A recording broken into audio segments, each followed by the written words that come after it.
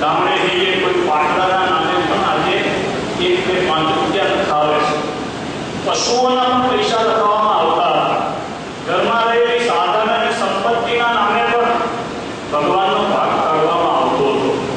એવી આ દિવ્ય સંપ્રદાયની પરંપરા હતી. અને એને આજે 100 વર્ષ પૂર્ણ થઈ રહ્યા છે ત્યારે કેવી સિક્વન્સ છે.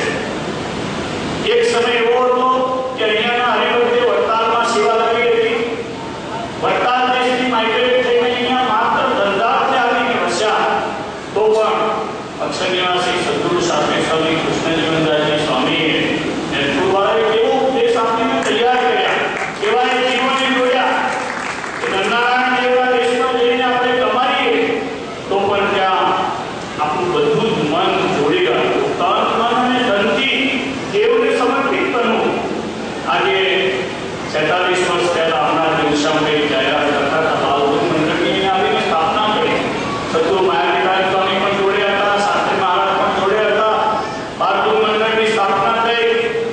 ધૂન મંડળના સભ્યોમાં આ અમદાવાદ દેશના સંતો છે, અમદાવાદ દેશના મહારાષ્ટ્રી છે, આ અમદાવાદ દેશનું મંદિર છે, ત્યાં વડતાલ દેશનું મંદિર છે.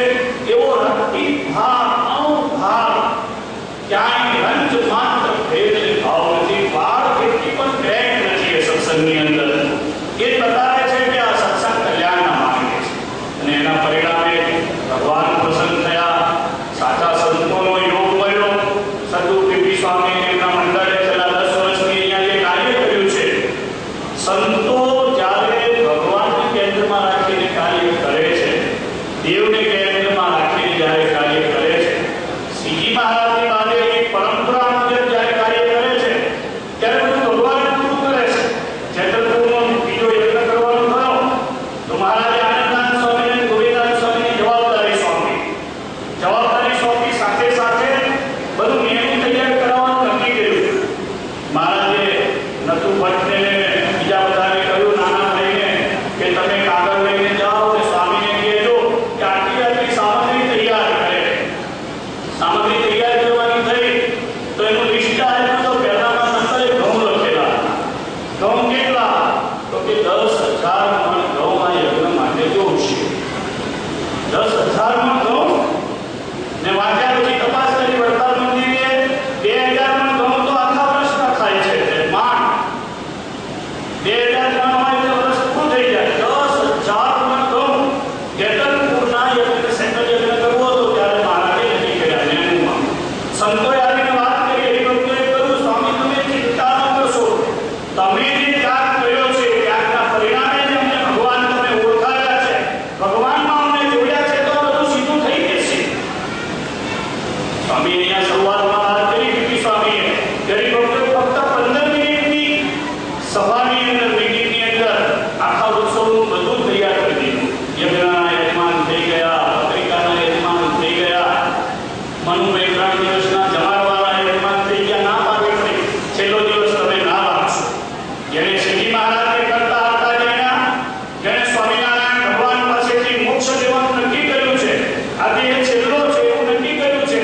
અને જેને સંતોમાં અપાર પ્રીતિ છે, જે સંત વચ્ચે ભગવાન મળે છે, એવું જેને દ્રઢ બનાવ્યો છે, એવા ભક્તોથી આવું થઈ શકે છે.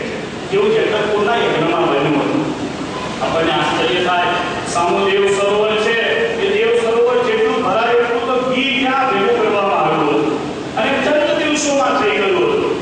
ત્યાં ભગવાન ફરે છે, ત્યાં આવું અપાર અલૌકિક ઐશ્વર્ય હોય છે. આજનો આ પ્રસંગ એ અલૌકિક છે, દિવ્ય છે. આ શતાબ્દી મહોત્સવ એવું જેને જેને સ્મરણ રહે, ભગવાને કહ્યું છે કે અમારા લીલા ચરિત્રો ગાય સંભાળી રાખવા. તો આ લીલાને પણ જે સંભાળે. આજે પૂજ્યપાદ મહારાજને બધાયા, 16 અભિષેક કર્યો. આજનો સંબંધો બહુ દિવ્ય છે. 100 વર્ષના ઇતિહાસમાં જે જયપુર માટે આજનો દિવસ એ ઐતિહાસિક છે. સરસ મજાનું રિનોવેશન મંદિરનું થયું છે. સાથે સાથે પૂજ્યપાદ આચાર્ય મહારાજને બધાયા. આજે દિવ્ય દર્શન છે, સંતોના આશીર્વાદ છે. અને ગોવિંદજી ઉપર કરેલી પૂજ્ય સ્વામીની કથા છે.